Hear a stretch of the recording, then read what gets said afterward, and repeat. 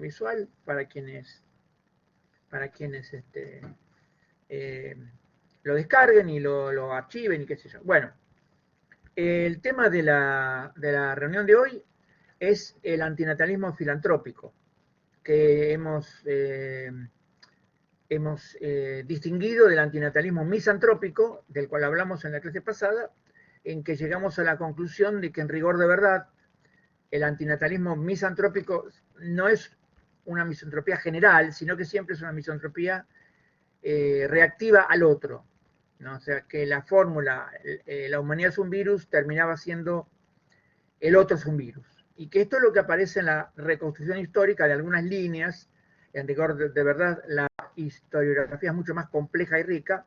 Lo que hicimos es agarrar un par de líneas nomás para mostrar esa coincidencia entre una veneración de la naturaleza por sí misma y un antinatalismo misantrópico, pero centrado siempre en el otro. Hoy vamos a empezar a hablar de la forma de antinatalismo que tiene más interés filosófico, que es el antinatalismo filantrópico.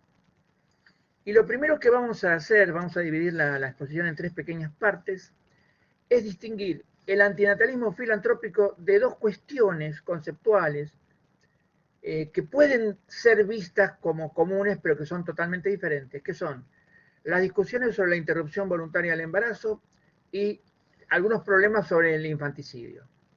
¿Y por qué digo que puede haber una lectura ingenua, puedo pensar que el tema es el mismo? Porque en tanto se está hablando de personas potenciales o no nacidas, puede haber un entendimiento de que los problemas son comunes. Sin embargo, creo que la primera tarea importante es deslindar en modo completo el antinatalismo filantrópico estrictamente de esas otras dos cuestiones. En primer lugar, porque, como vamos a ver más adelante, el antinatalismo filantrópico no considera personas gestadas. Es decir, el concepto de persona potencial es una persona que no tiene ninguna existencia actual, de ninguna clase. Es decir, ni siquiera un cigoto es una persona potencial. Desde el punto de vista de la ontología que subyace al antinatalismo filantrópico, un cigoto ya es una persona actual.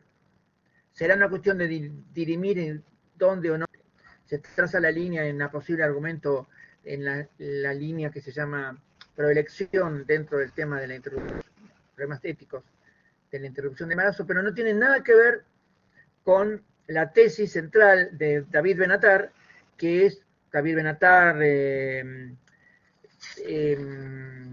Julio Cabrera y este autor Théophile de Giraud, que son los tres grandes antinatalistas filantrópicos de los últimos 20 años.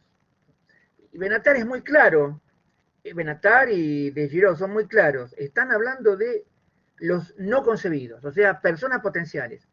Una forma de considerar esto sería hacer una analogía con el espiritismo, o sea, sería una suerte de espíritus, pero que ni siquiera tendrían la existencia ectoplasmática. Por eso es difícil atrapar la ontología que está detrás de estas tesis, pero es central entender esa ontología. Además, hay un tema interesante que el propio Benatar ejemplifica en su libro The Human Predicament. Vamos a leer un fragmento. Dice Benatar, cito, la vida es mala, pero también lo es la muerte. Por consiguiente, la vida no es mala en cualquier manera, ni lo es la muerte mala en cualquier manera. Sin embargo, tanto la vida como la muerte, en aspectos cruciales dolorosos, ambas ellas constituyen una visa existencial, el fundamento roto que modela nuestro predicamento.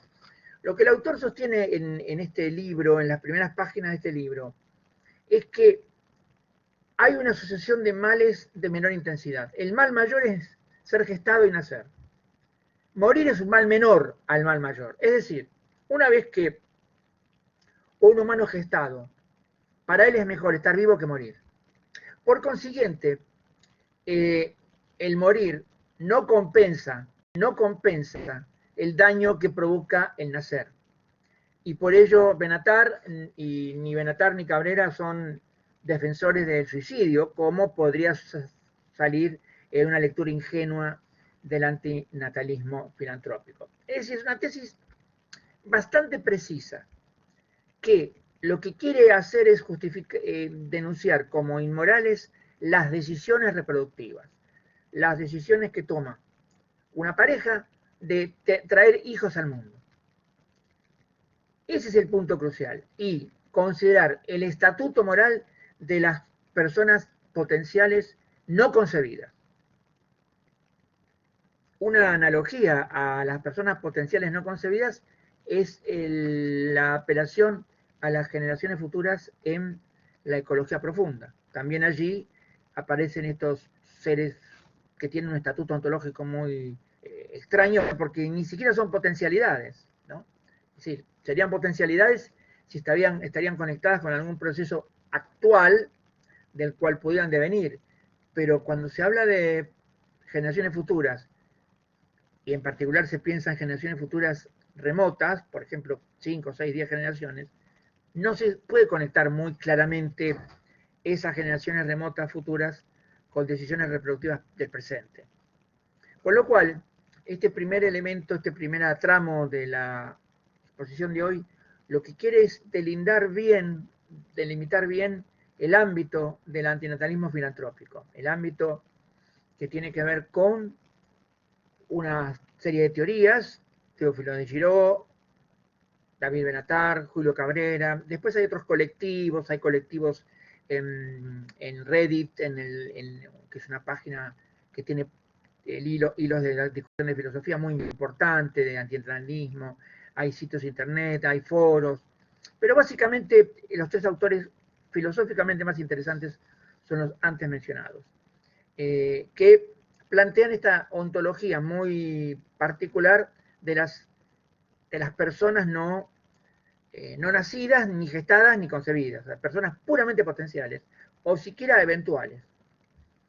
Bien, hecho este primer deslinde como para presentar el tema, vamos a leer algunas y comentar algunas definiciones contemporáneas del antinatalismo filantrópico. Estas definiciones coinciden en algunos puntos, en otros puntos difieren. Vamos a hacer una pequeña presentación. Este material lo vamos a subir luego al sitio, este material que está impreso lo vamos a subir al sitio, así que los que los que descargan el video van a tener también el material para poder imprimirlo y ahí leerlo.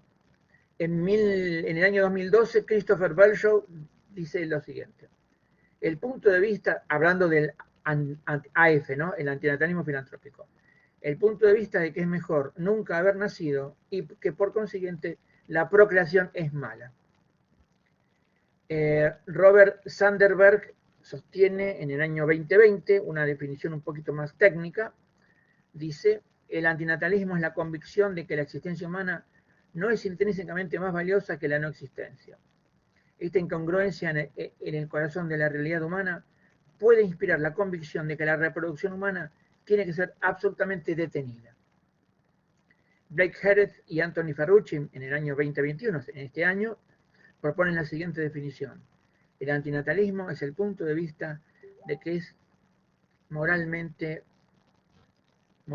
impermisible traer un chico a la existencia. El antinatalismo es una posición moral. La procreación con el propósito de traer nuevos humanos a la existencia es mala. En el año 2020, Fay Brown y Lucas Kiefer ofrecen una definición parecida. El antinatalismo es el punto de vista de que es moralmente incorrecto que las personas se reproduzcan. Ahora bien, acá en estas definiciones podemos dar un par de definiciones, no definiciones, citas culturales. En una novela de Thomas Bernhard, 1971, Gehen, dice el autor: la tierra en la cual no hay seres humanos llevados por una extinción gradual se tornaría, es innecesario decirlo, mucho más hermosa. Y por último, hay una letra de la canción Rapsodia Bohemia de Queen que dice: Mama, oh, no quiero morir, algunas veces deseaba no haber nacido en absoluto. Estas últimas son dos referencias culturales de muchas otras que se pueden encontrar. ¿Cuál es el punto de las 4 definiciones que hemos leído? Hay 2 puntos básicos. Por un lado, es inmoral tener hijos. Es inmoral traer hijos al mundo. Ahora, ¿dónde radica esa inmoralidad? ¿Cuál es el núcleo de esa inmoralidad? Porque sobre esto parece no haber un consenso común. Todas las definiciones plantean que es inmoral que las decisiones reproductivas son inmorales, pero no es claro por qué lo sean. No es claro por qué lo sean. Y algunas plantean que lo son porque es mejor no existir a existir. No todas. O sea, algunas plantean la inconveniencia de nacer, que es el título de un libro de Cioran, que también se lo podría sumar a esta lista de autores antinatalistas, aunque su peso filosófico es bastante menor que los tres autores citados previamente, en particular que David Benatar, que en principio parece razonar a partir de una posición utilitarista. Entonces, acá hay dos cuestiones. Por un lado, la inmoralidad de las decisiones reproductivas y por otro lado, la fuente de esa inmoralidad. Son dos cuestiones distintas. Porque uno puede afirmar la inmoralidad de las decisiones reproductivas desde fuentes distintas a las fuentes del antinatalismo filantrópico. Pero no todos los autores parecen darse cuenta o poner el énfasis en este punto, que la no existencia humana es mejor que la existencia. Ahora bien, acá aparece una cuestión que no es menor y que tiene que ver un poquito con el tema de la reunión de hoy, el tema de la exposición que estamos haciendo hoy, que es cómo es posible o de dónde surge esta idea de que la no existencia es mejor que la existencia. Y acá el problema es un problema que nosotros hemos abordado en la traducción de Julius Vansen o de Philip Mailander y que también hemos abordado en algún estudio o ensayo de presentación que hemos hecho sobre estos autores, en particular sobre el primero, que tiene que ver con el estatuto de la negación. Es decir, cuando se dice que es mejor no nacer, que no nacer a nacer, y entonces se apela al carácter trágico de la existencia, es decir, si nacer viola derechos es porque los no nacidos tendrían derechos a no ser dañados y porque el vivir daña. Acá hay dos tesis diferentes. Primero, los no nacidos tienen derechos a no ser dañados, lo cual ya es una cuestión más compleja todavía que afirmar que existen las personas potenciales, porque además de afirmar que existen las personas potenciales, se les atribuyen derechos muy extraños, porque son derechos potenciales, derechos negativos, diríamos, en un sentido técnico. Y por otro lado, afirmar que la vida es trágica. Ahora bien, acá hay una paradoja que es una paradoja que nosotros hemos abordado en otros textos y materiales de nuestro proyecto, este proyecto en el cual se enmarca este seminario, que tiene que ver con la naturaleza de la negación clásica y no clásica. Porque aparentemente, cuando uno dice que la vida es trágica, lo que está diciendo es que en la vida pasan un montón de cosas que no deberían pasar o que son disvaliosas, en un sentido amplio. Ahora bien, cuando se afirma que en la vida pasan cosas disvaliosas, o sea, cuando se afirma un carácter trágico de la vida, que por ende no se debería permitir, no deberían haber decisiones reproductivas de las cuales surjan, nazcan, se gesten estas personas potenciales, titulares de derechos negativos o derechos potenciales que no tienen existencia actual. Pero cuando estos autores hablan del carácter trágico de la vida, ellos usan la negación en forma ambigua y no siempre son conscientes de que hay una diferencia total entre la negación clásica involucrada en la contradicción formal o lógica y la negación no clásica involucrada en la oposición real. No son conscientes de esta distinción, que es una distinción tan importante en la filosofía y que está bien expuesta en un texto de Kant, de Immanuel Kant, que hemos traducido, sobre la introducción de magnitudes negativas en la filosofía teórica. Porque claro, el problema es el siguiente. Cuando uno usa la negación clásica, uno lo que hace es invertir el valor de verdad de una afirmación. Esto se enseña cuando se enseña la tabla de verdad, de la conectiva negación. Se le enseña al alumno que si P es verdad, no P es falso. Si P es falso, no P es verdadero. O sea que lo que hace la negación, y en particular te se enseña con la doble negación. La doble negación equivale a una afirmación. Entonces lo que tenemos es como capturada una negación que es extensional y puramente por complemento. Es decir, la negación de P es el complemento de todas las afirmaciones que no sean P. De ahí viene la idea de contradicción. Una contradicción es una, si uno afirma una contradicción, uno afirma todo, absolutamente todo. Por consiguiente, cualquier teoría fáctica, cualquier discurso informativo que afirme contradicciones clásicas se torna trivial, porque es un discurso que afirma cualquier cosa. Pero cuando uno considera la negación no clásica, involucrada en la oposición real, las cuestiones son muy distintas, porque en una oposición real, ambos términos de la oposición son positivos. Y no hay ningún término de la oposición que sea negativo per se, sino que simplemente es una distinción que se establece dentro de una nomenclatura o un sistema conceptual, que lo que hace es describir todas las situaciones positivas en el sentido de efectivas. Por consiguiente, parece haber, cuando un autor hace el catálogo de males de la humanidad, catálogo de males, parece haber una ambigüedad en la negación que emplea, entre una negación clásica y una negación trágica, en el sentido de una negación que ponga su foco en lo malo de la humanidad. El tema es que si pensamos en términos de oposiciones reales, si pensamos en términos de oposiciones entre dos focos o dos núcleos que son ambos positivos y que sencillamente uno es negativo respecto del otro en una nomenclatura, como el caso de la contabilidad de acreencias y de deudas, o como el caso de un barco que viaja hacia Occidente y los vientos lo acarrean hacia Oriente, o como el caso de un viajero que tiene un mapa de una ciudad entreverezada y tiene avances y retrocesos y termina caminando en zigzag para llegar a una locación a la que no puede llegar en forma recta y positiva. Estos ejemplos y otros muchos ejemplos que están en los textos que hemos traducido, lo que ponen en acto, o lo que ponen en manifiesto, es que la oposición real no permite sacar conclusiones trágicas.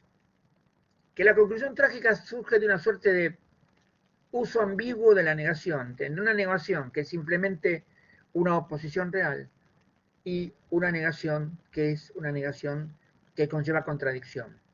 Porque claro, la contradicción, supongamos una contradicción no informativa, una contradicción axiológica de valores.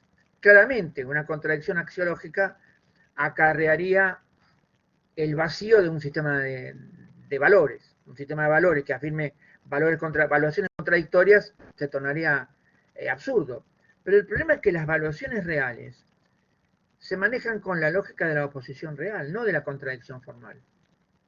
Por consiguiente, los autores que intentan enfatizar o que intentan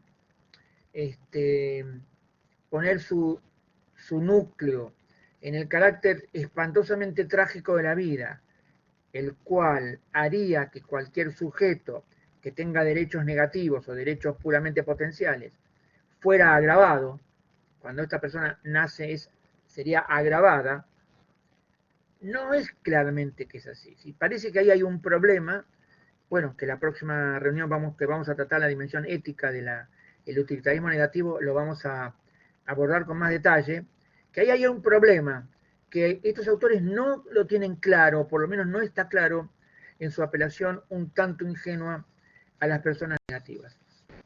Hay una formulación que hace este autor que cité previamente, Teófilo de Giraud, en el año 2006, que es el único autor de la lista, digamos, el único autor antinatalista filantrópico que ofrece lo que yo llamaría un principio de teoría política.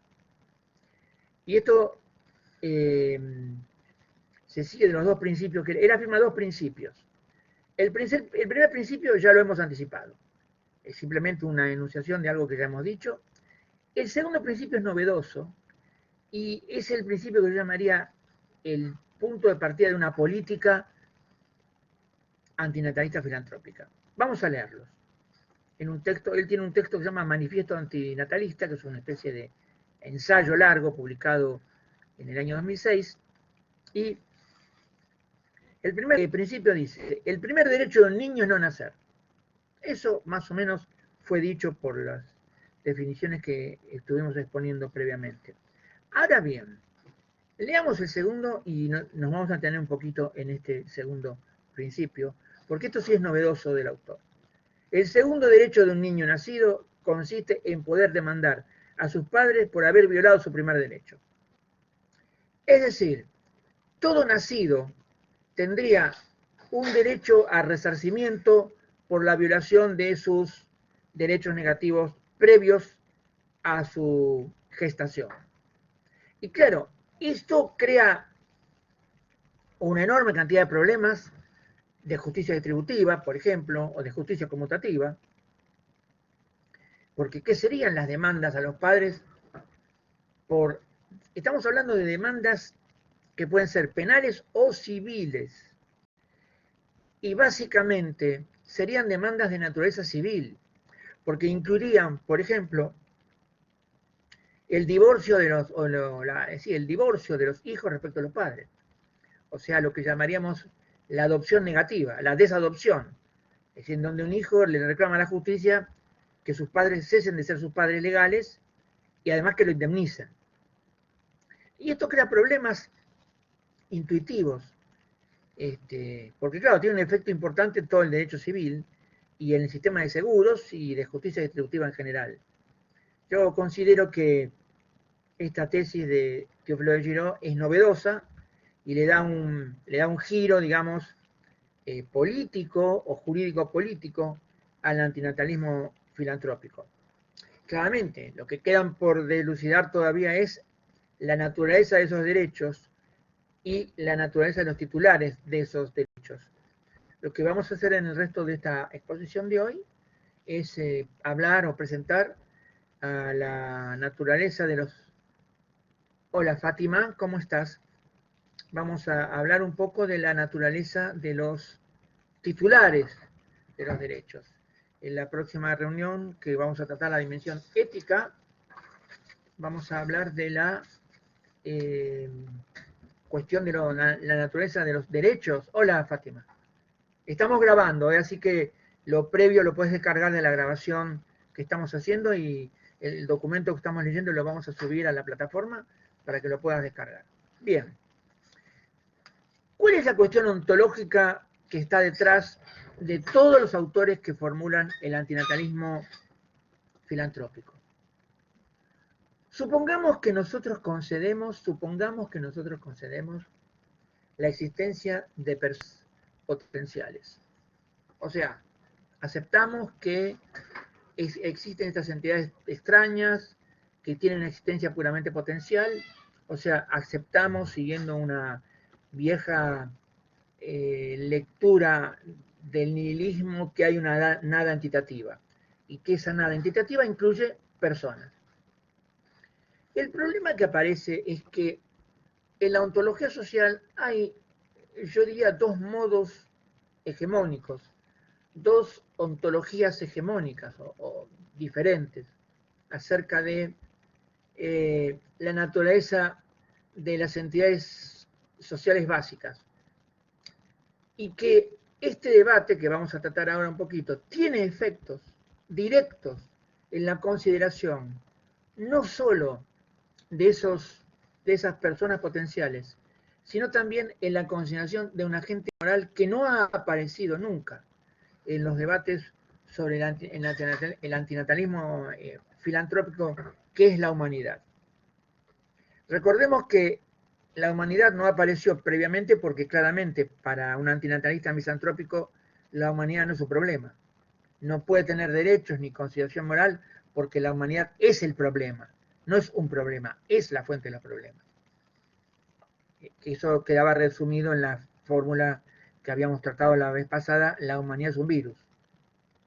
¿Un virus en qué sentido? Que daña la realidad y que en particular daña la biosfera.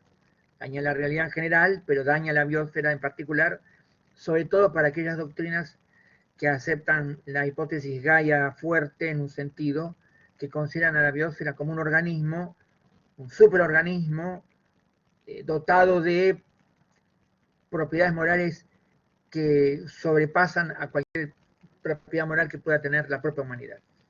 Acá, en el antinatalismo filantrópico, la humanidad no es un virus, no es un problema. Lo que pasa es que la ontología que por defecto tienen estos autores es una ontología que no permite pensar en términos de los derechos de la humanidad. Y así como para los autores misantropistas la humanidad tendría deberes, obligaciones, no derechos, obligaciones a básicamente extinguirse, tendría la obligación o de reducirse brutalmente, ¿no? Algunas teorías ambientalistas no plantean la extinción de la humanidad, pero plantean reducciones draconianas al número de humanos, o sea, al número total de la población que sería aceptable en un sistema de equilibrios entre Gaia fuerte y los humanos. De eso hemos hablado en la reunión anterior. Acá, esta humanidad no es considerada. Y no es considerada cuando la humanidad puede ser un sujeto de derechos. Uno pensaría, bueno, pero ¿qué sentido tiene hablar de la humanidad como sujeto de derechos? ¿Qué sentido tiene? Bueno, en un sentido se puede hablar de la humanidad en tanto se habla de persona moral en general. Es decir, cuando uno habla de la persona moral en general, y no de determinado tipo de personas moral, o sea, determinada subclase de personas morales, sino cuando uno habla en general de las personas morales, es un modo oblicuo de hablar de la humanidad. Lo que pasa es que para pasar del discurso sobre personas morales en general a hablar de la humanidad, hace falta una premisa adicional, que es lo que vamos a tratar ahora. Pero no hay ningún problema en hablar de la humanidad como sujeto de derechos o como titular de derechos. La humanidad es una clase natural y como tal, el Homo sapiens es una clase natural. Como tal, el Homo sapiens, en tanto clase natural, tiene los mismos derechos que se pueden imputar a cualquier otra clase natural. Cuando los autores misantropistas hablan de los derechos que tiene, por ejemplo, un cierto organismo como clase natural, ese tipo de argumentación se puede aplicar a la humanidad. Ellos no la aplican, pero fuera del ámbito de las posiciones misantrópicas, perfectamente se pueden aplicar a la humanidad consideraciones de orden moral. Se puede pensar claramente que la humanidad tiene derechos morales. O sea, que la humanidad, no es que la humanidad sea una persona, sino que la humanidad es el ámbito de la persona moral en tanto se la considera en general, como una sustancia, un tipo de sustancia que tiene una característica tal que posee derechos morales. Ahora bien, ¿cuál es la premisa adicional que conecta cualquier consideración acerca de la persona moral con la humanidad en general o con algún subconjunto de la humanidad? Pero podemos hablar de la humanidad en general. Acá hay dos grandes familias de teorías de ontología social, que podemos llamar con nombres que ya son clásicos en la literatura técnica: la ontología liberal y la ontología comunitarista. Estas dos son más que dos teorías o posiciones ontológicas, dos familias de teorías. O sea, hay diversas variedades o diversas versiones de la ontología social liberal y diversas versiones de la ontología social comunitarista. Pero en principio hay un núcleo común de tesis. Cada una de estas familias de teorías contienen o tienen, y vamos a centrarnos básicamente en esas tesis. En principio, en principio, dentro de la ontología moral, la ontología social liberal, las entidades son individuos por separado. O sea, los individuos son individuos por separado, individuos corpóreos por separado, que se identifican básicamente como individuos corpóreos, se identifican básicamente como cuerpos dotados de determinadas características: movilidad, locución, capacidades cognitivas, capacidades sensoriales. Pero cada individuo es un sujeto corpóreo por separado.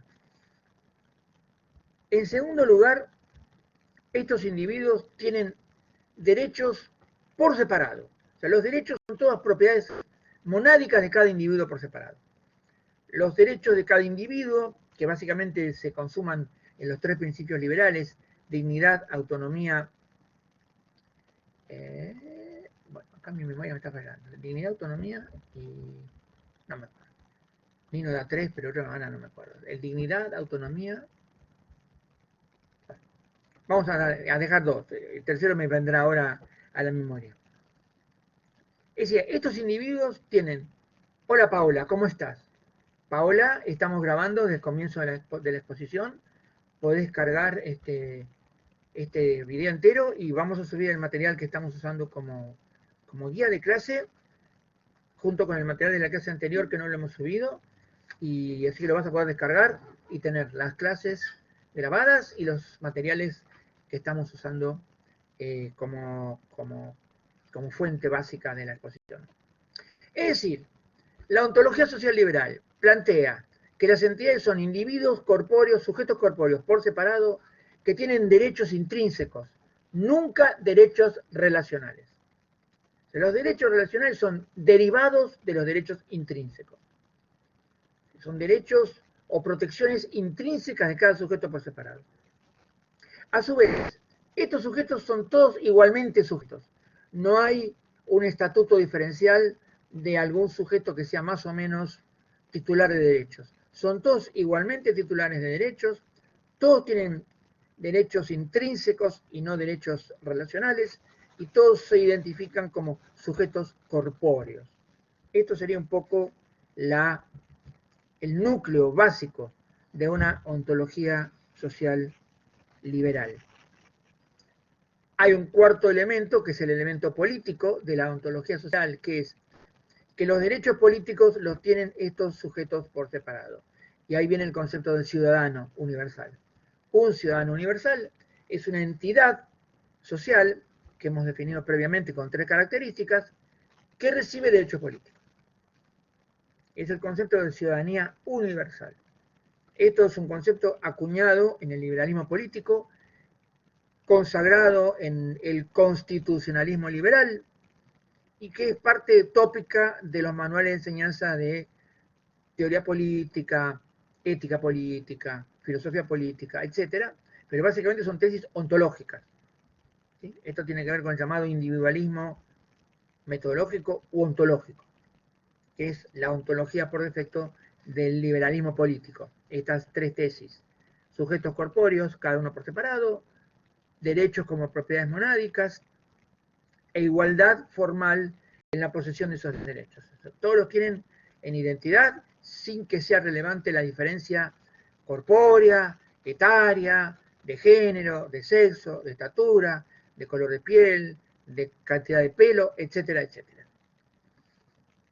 Bien, esta ontología social ha sido contestada por toda una familia de autores que se llaman comunitaristas, y que han planteado, con diferencias entre sí, pero todos compartiendo como posición común el rechazo de la ontología social liberal. Y ahora que terminemos de exponer estas dos ontologías sociales, la comunitarista y la liberal, vamos a señalar por qué es relevante esta discusión cuando hablamos de las personas potenciales. ¿Qué es lo que sostiene el comunitarismo? El comunitarismo rechaza las tres tesis anteriores. Primero, rechaza la tesis de que los titulares de derechos son sujetos corpóreos, porque rechaza la misma idea de que el sujeto es un sujeto asociado al cuerpo.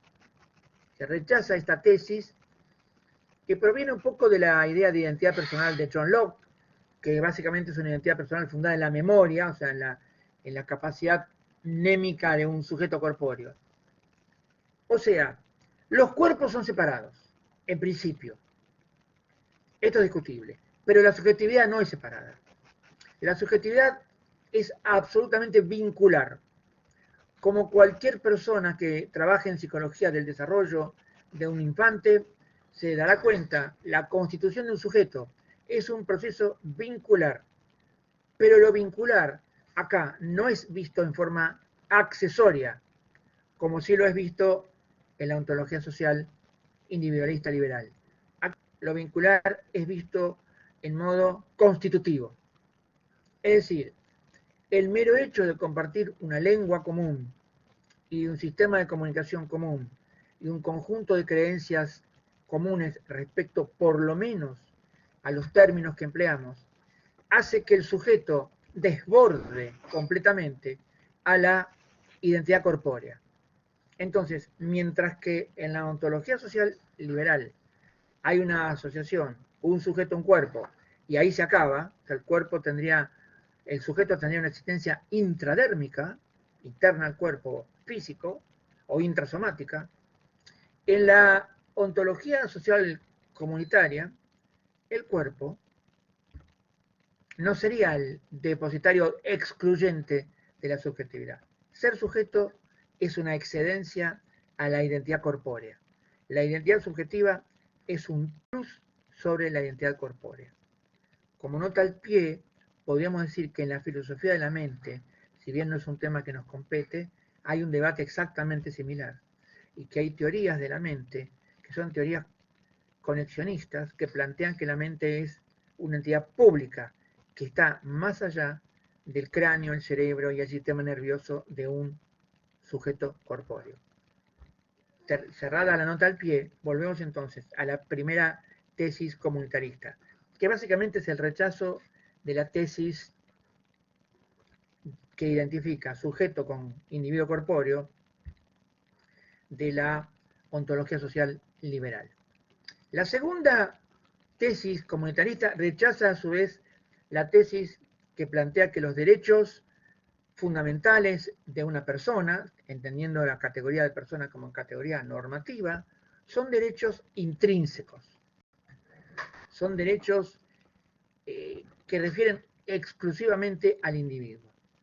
Y acá la argumentación es similar a la argumentación precedente sobre la subjetividad, pero es mucho más radical.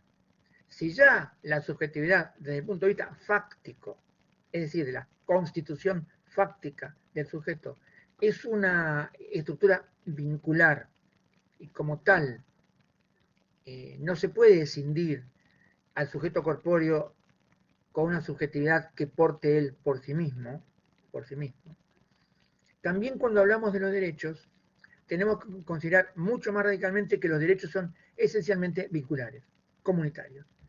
Es decir, los derechos solo tienen sentido en una comunidad, en particular diríamos una comunidad política. No hay derechos intrínsecos que se tengan por sí.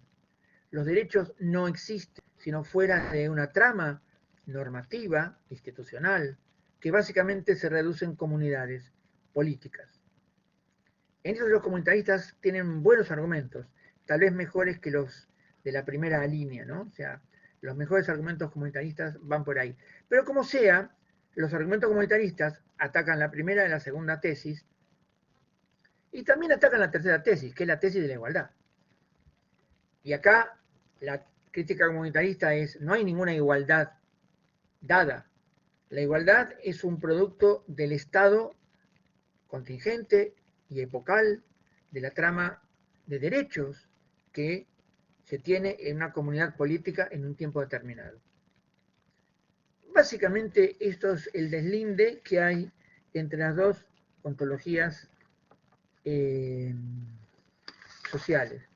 Ahora bien, ¿en qué sentido, y esto es un poco la última parte de esta reunión de hoy, en qué sentido este debate impacta en la discusión ontológica del antinatalismo filantrópico. Bueno, en el siguiente sentido, para empezar a plantear la cuestión. Cuando pensamos en las personas potenciales, claramente esas personas no tienen cuerpos.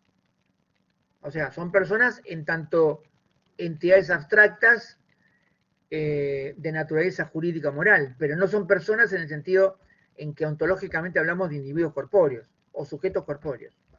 No tienen cuerpo, pero sí son sujetos. Es decir, el antinatalismo filantrópico lo que hace es copiar o mapear a la ontología social liberal y toma la idea, las tres nociones que constituyen la ontología social liberal y les da un twist, les da un giro. A la primera tesis de la ontología social liberal hace una división. Bueno, no tengo cuerpo, pero sigo teniendo un sujeto autónomo. Es decir, esas personas potenciales serían sujetos potenciales autónomos, sin ningún vínculo con las personas actuales, ni ningún vínculo con otras personas potenciales. Este es un punto no menor que no aparece expuesto en la literatura que discute esta cuestión. Vamos a la segunda cuestión, a la segunda tesis del individualismo ontológico, que es la tesis de que las propiedades morales son intrínsecas. Si yo he logrado escindir el concepto de sujeto o persona subjetiva del concepto de cuerpo y puedo pensar en sujetos puros, sin cuerpo, pero que mantienen el mismo grado de aislamiento que los sujetos corpóreos, entonces también puedo pensar que los derechos de esos sujetos puramente potenciales son derechos intrínsecos. Es decir, cuando yo digo que hacer nacer, como los autores que hemos leído previamente las definiciones, cuando yo digo que hacer nacer a una persona potencial daña sus derechos, la idea de derechos que tengo es la idea de derechos que surge de la segunda cláusula que define a la ontología social individualista o liberal, que los derechos básicos son derechos intrínsecos, que porta un sujeto por separado con otro, completamente por separado con otro.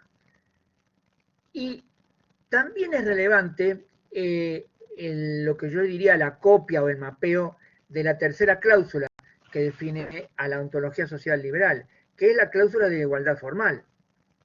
Porque claramente, si hay igualdad formal de sujetos poseedores de derechos, la minucia que distingue una persona potencial de una persona actual,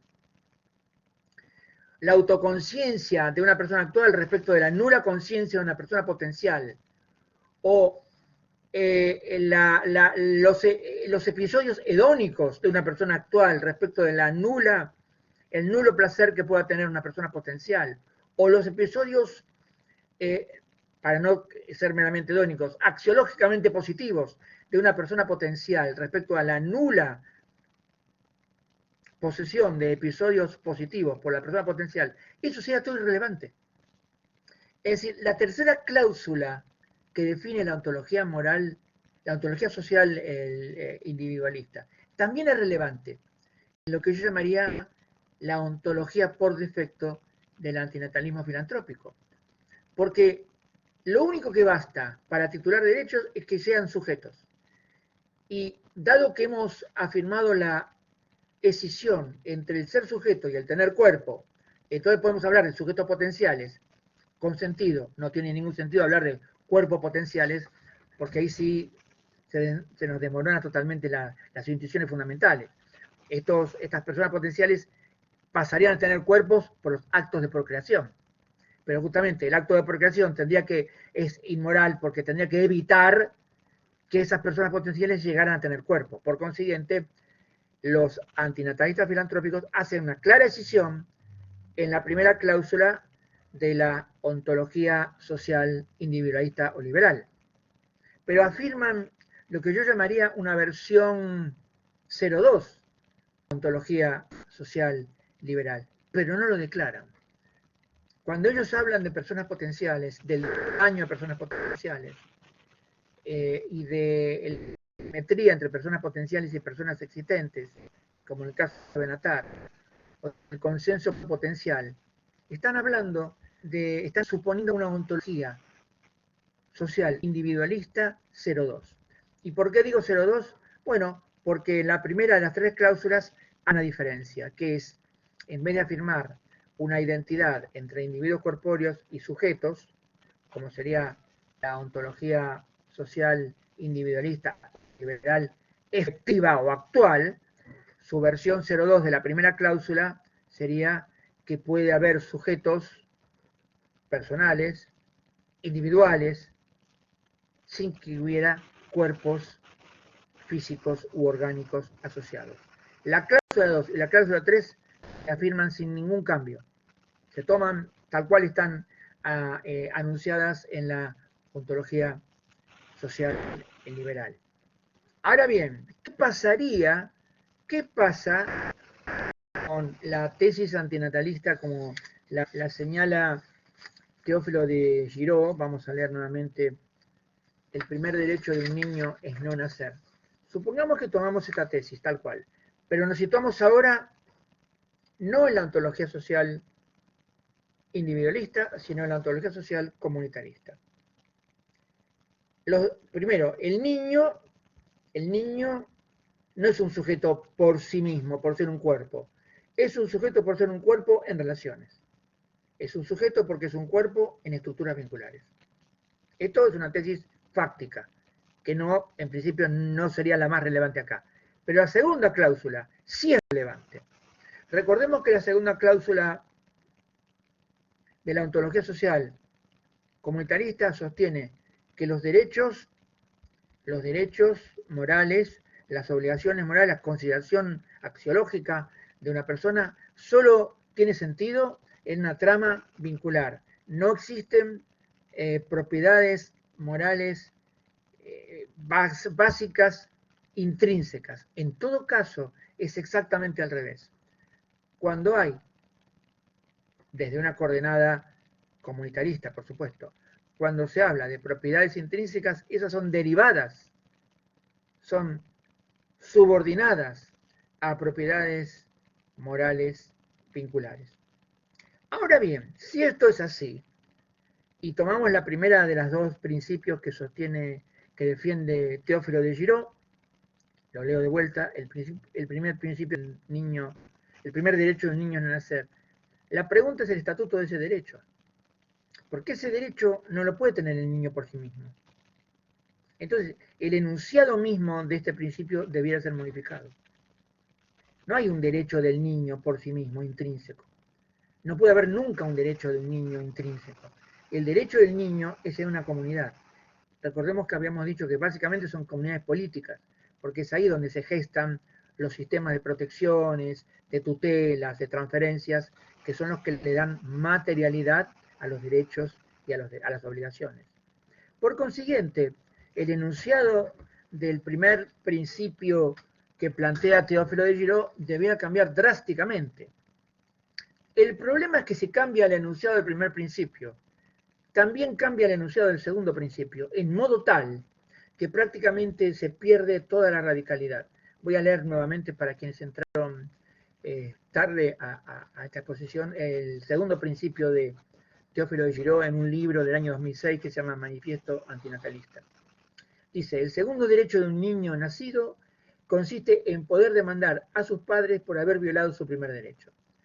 Claramente, como hemos reformulado el primer derecho desde una perspectiva de la segunda cláusula de la ontología social comunitarista, hay que reformular también en modo radical este segundo principio que plantea de Giraud, porque su primer principio no fue violado por la decisión autónoma de otros sujetos ajenos a él, sino que hay una trama vincular que se da en las familias, hay una trama vincular que tiene que ver con la construcción de subjetividad. Es decir que el primer principio de un niño es no nacer, supondría dos violaciones ontológicas. Por un lado, el principio que tiene un niño, un no nacido, es un principio que se vincula con los ya nacidos. Esa trama vincular atraviesa la frontera esa frontera de lo potencial o actual, atraviesa la frontera de esa nada entitativa y vincula lo que está de aquel lado de la frontera de la nada entitativa, donde están estas personas potenciales, hasta las personas actuales. No existiría ninguna persona potencial que no estaría, hola Matías, no existiría ninguna persona potencial que no estaría vinculada en algún sentido de esa trama normativa con personas actuales. Por ejemplo, un niño deseado, un niño que nace por el deseo ferviente de sus padres. Ese niño potencial tiene ciertas relaciones normativas que atraviesan. Estoy hablando de una pareja que decide tener un niño, pero todavía no lo han concebido. Así, ese niño, para esa pareja, es un fantasma. Porque no es que la mujer se embarazó y no, estamos hablando de ese niño es un fantasma, tiene el estatuto de un fantasma. Pero no es cualquier fantasma. No es cualquier fantasma, no es igual a otro fantasma. Con lo cual, ahora vamos a este tercer principio de igualdad, ahora lo vamos a tratar. No es igual a cualquier fantasma, es un fantasma que está en una serie de tramas vinculares que atraviesan la barrera del ser y no ser. Ese niño, que es un fantasma, en tanto no es actual de ningún modo, tiene un estatuto distinto a otros fantasmas. Tiene un estatuto de un conjunto de vínculos que atraviesan la frontera del ser, no ser, y que vincula a una trama a esa familia, que ya es una familia que contiene como una parte propia, pero de carácter fantasmal, al niño que va a ser luego gestado, luego nacido, luego criado. Y claramente, esto es totalmente distinto, y esto va involucra a la tercera cláusula de la ontología social comunitarista, que es la cláusula de igualdad. Consideremos un niño que nace víctima de una violación en una persona totalmente vulnerable y frágil, y que no solo esta persona, mujer o niña o joven, es violada, sino que además su situación de extrema vulnerabilidad. Imaginemos el peor escenario posible. Un niño que es odiado por su gestante, un niño que si nace va a ser sometido a escarnios por la comunidad de sujetos en las que vive.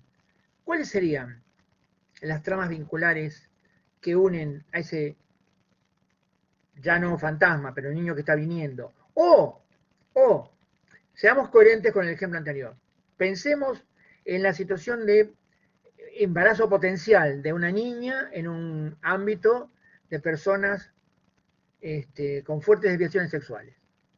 Esa niña tiene alta probabilidad de ser violada o de que sea sometida a un vínculo sexual no consentido, que se embarace. Y ahí hay un niño potencial que tiene una trama vincular completamente distinta con los sujetos que lo rodean, que en el caso primero.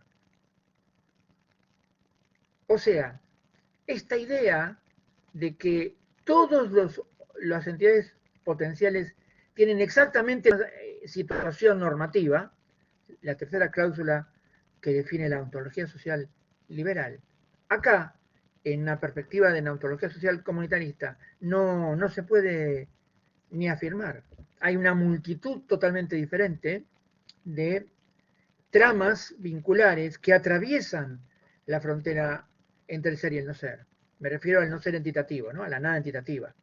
Es claro que estamos hablando de las coordenadas aceptando las premisas de la existencia de personas potenciales, en algún sentido en el cual la definen estos autores antinatalistas. Si no, no habría ni siquiera un problema. Hay un problema porque ellos suponen que hay titulares de derechos que son sujetos pero sin cuerpo. Ni siquiera un cigoto, o sea, ni siquiera un cuerpo de 2 células. Nada. Cero cuerpo. Entonces, acá vemos en este breve recorrido de dos ontologías sociales muy importantes, dos paradigmas ontológicos en ontología social, vemos claramente cómo Las tesis ontológicos sociales no son neutrales respecto al debate del antinatalismo filantrópico. O sea que el antinatalismo filantrópico, lejos de tener una inocencia ontológica, en el sentido de, bueno, este debate no me interesa, no me compete, es un debate externo a mi posición, claramente ellos aceptan y afirman, aunque no lo declaran, o parece que el problema queda medio, diríamos, obliterado, medio echado a un costado, una ontología social liberal, como la que presentamos nosotros, con la única diferencia que la primera de las tres cláusulas que define esta ontología, la cláusula de la identidad entre un sujeto corpóreo, un sujeto y un individuo corpóreo, esa cláusula ellos la varían. Ellos escinden el sujeto del individuo corpóreo y se permiten renunciar al individuo corpóreo. Ahora, la segunda cláusula y la tercera la mantienen tal cual. Hay una igualdad absoluta entre todos los sujetos, en tanto sujetos, y los derechos fundamentales son derechos intrínsecos y previos a cualquier vínculo que se establezca con cualquier otro sujeto titular o poseedor de derechos. Bueno, un poco el objetivo de esta reunión era presentar lo que nosotros llamamos la fase ontológica del antinatalismo filantrópico, que es la menos tratada en la literatura. Es más, cuando uno lee los textos de los autores y las discusiones, casi no hay discusión sobre la ontología por defecto del antinatalismo filantrópico. Casi su idea de sujeto titular de derechos se la considera como una idea natural, está ahí, no está discutible. Y claramente cuando uno pone esa idea en contraste con las ideas comunitaristas, uno tiene por lo menos, una puerta crítica importante. Naturalmente, cuando uno toma autores comunitaristas en serio, reales, las teorías son más complejas. Yo reduje ambas posiciones ontológicas en tres cláusulas para poder exponerlas básicamente en esta exposición y para que un poco no se torne muy aburrido, muy erudito, hablando de variaciones, de comunitarismo de acá, multiculturalismo y demás. Pero básicamente estas versiones de la ontología social liberal individualista y la ontología social comunitaria, o también como en algunos textos se llama holista, da cuenta del núcleo de estas posiciones. Y claramente esto se ve claramente cuando contrastamos las dos tesis con lo que sería la posición por defecto, la ontología por defecto de los autores antinatalistas, que ellos asumen una posición que podríamos llamar la ontología social individualista liberal versión 02. Digo versión 02 porque hay una diferencia sobre la primera de las tres cláusulas que define a esta ontología. ¿Cuál sería entonces, como para terminar un poco la exposición de hoy, cuál sería un poco el resultado de esta primera parte del tratamiento del antinatalismo filantrópico? Bueno, en principio sería considerar que es un debate que peca de cierta ingenuidad respecto al estatuto de las personas o titulares de derecho y que en particular olvida o deja de lado el problema del estatuto moral de la humanidad. Dijimos que la humanidad podía ser considerada, la humanidad en general podía ser considerada un sujeto moral.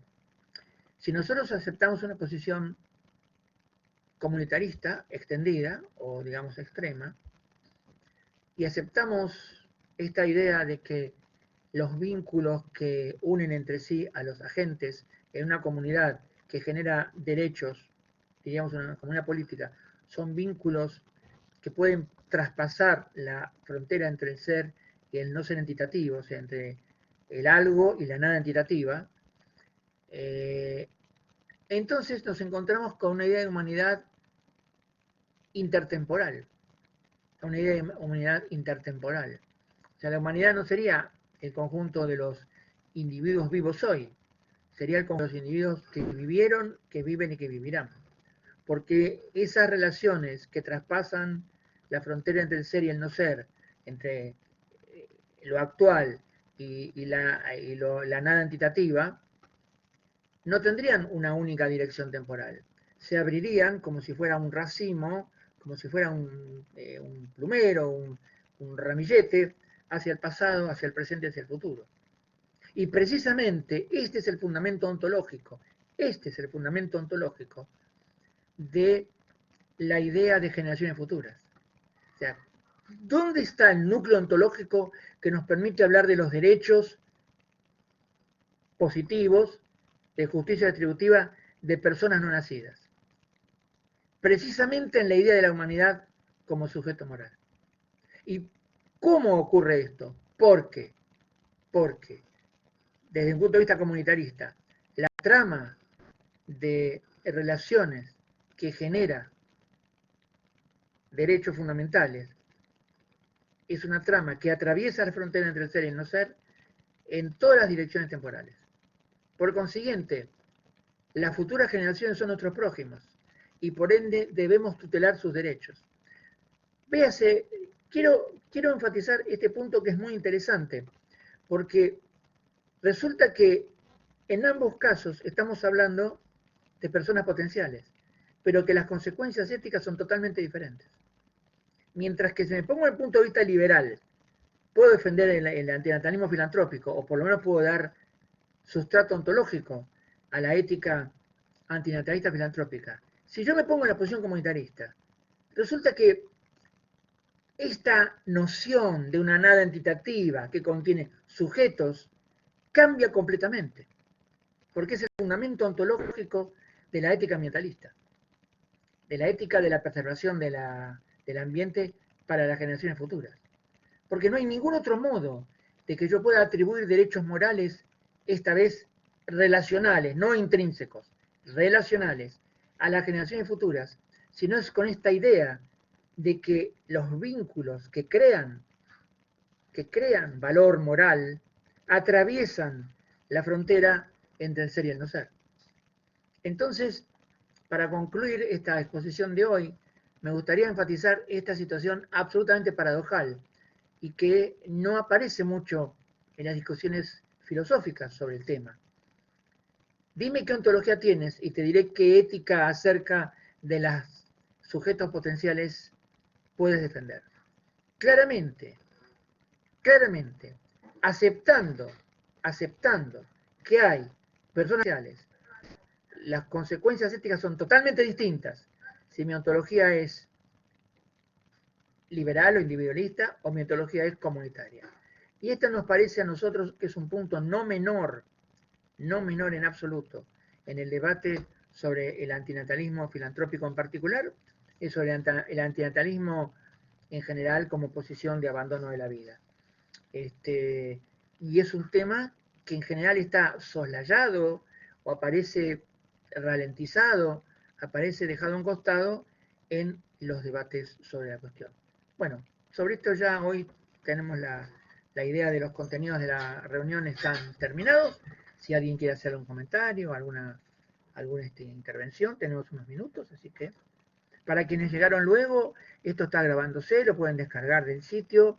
Además, nosotros vamos a subir este fin de semana, tenemos que dar una forma literaria a un material que es este material, donde están las cuestiones estas. Lo único que me falta poner es las dos ontologías divididas en 3 cláusulas, que eso no está acá, está un poco más confuso. Y subir este material y el de la semana pasada, que prometimos subirlo, pero cometí el pecado de mentir y todavía no lo he subido. Bueno, algunos de mis colegas o de los concurrentes al seminario que quiera preguntar algo, intervenir, hacer una pregunta, alguna consideración, tenemos unos minutos.